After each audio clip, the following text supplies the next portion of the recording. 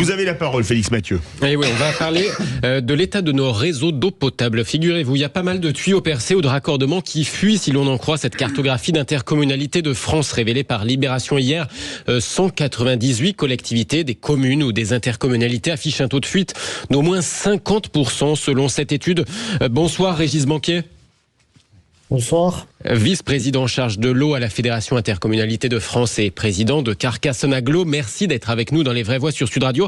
Comment c'est possible des territoires où plus de la moitié de l'eau potable se perd dans des fuites du réseau ? Alors, il faut, je dirais, recentrer le débat.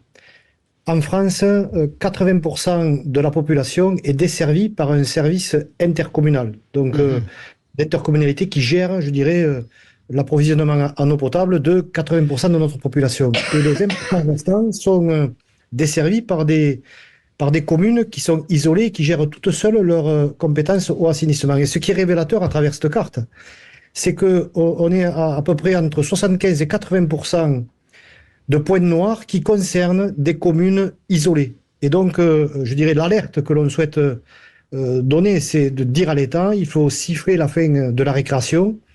Il faut arrêter, je dirais, le gaspillage de l'eau. Et pour l'arrêter, il faut faire de gros investissements.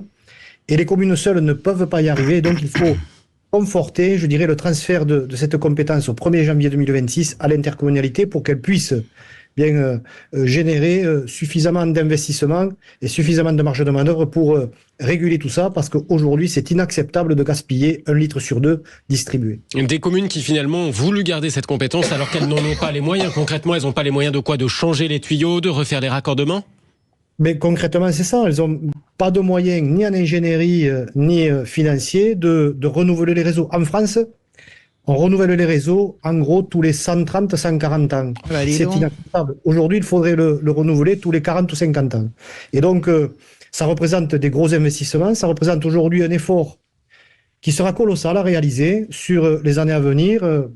Globalement, il faudra 4 à 5 milliards d'euros par an pendant au moins 7 ou 8 ans, en plus de ce qu'on fait aujourd'hui, pour résorber le retard que l'on a dans le renouvellement des réseaux et donc aller vers beaucoup plus de sobriété et de vertu dans la gestion de l'eau. Parce que 20% de fuite au niveau national, c'est encore trop, on n'est pas dans une moyenne acceptable ? Bon, la moyenne nationale, c'est 20%.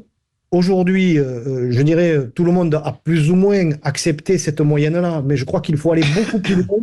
Il faut aller vers les 90% ou plus de rendement de nos réseaux, parce que bien l'eau se raréfie, l'eau devient précieuse, c'est un bien commun qu'il faut partager, l'eau n'appartient à personne aujourd'hui, et donc il faut faire les efforts nécessaires pour que bien cette problématique de l'eau soit gérée sur les bassins de vie, soit gérée collectivement, de façon à ce que bien la sobriété soit au rendez-vous dans les années futures, parce que l'eau, un jour, manquera. Elle manque déjà dans certaines communes aujourd'hui, mais demain, elle risque de manquer beaucoup plus sur notre territoire national si on ne fait pas les efforts nécessaires. Françoise Legoy et on a déjà Hénard, les exemples dramatiques. Je rappelle que ce sont des territoires français. Vous avez des tours d'eau à la Martinique, à la Guadeloupe, à Mayotte. C'est honteux.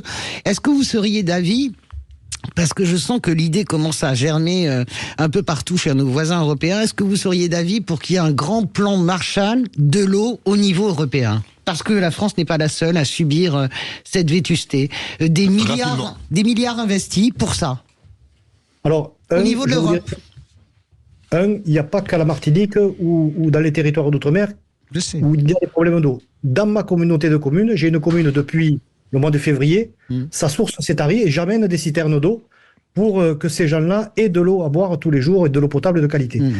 Mais je suis d'accord avec vous. Alors, lors de la conférence de presse que nous avons faite hier à Paris, j'ai même dit qu'il faudrait créer un ministère de l'eau en France, parce que l'eau, elle est dirigée par de multiples ministères. La santé, l'économie, l'industrie, etc., l'environnement, l'écologie.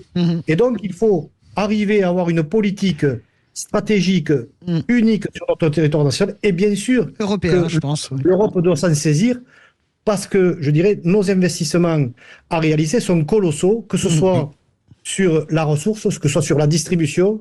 Et bien sûr, il ne faut pas oublier que l'eau, il faut la partager. Il n'y a pas que l'eau potable. Il y a l'eau pour l'agriculture, il y a l'eau pour l'industrie, il y a l'eau pour les centrales nucléaires. Et donc, Si on veut avoir une certaine souveraineté en Europe, il faudra de l'eau. Et pour moi, l'eau, c'est l'enjeu majeur des 20 prochaines années. Un mot très court pour conclure, Oui, Sébastien Ménard. j'ai parlé il y a quelques jours de l'avant-dernier bouquin de Jacques Attali qui disait que l'eau, d'ici 2050, serait en grande tension et que la souveraineté hydraulique à 100 ans est menacée. C'est vrai. Merci beaucoup Régis Banquet, passionnant. vice-président en charge de l'eau chez Intercommunalité de France, Merci à vous. et président aussi de Carcassonne Agglo.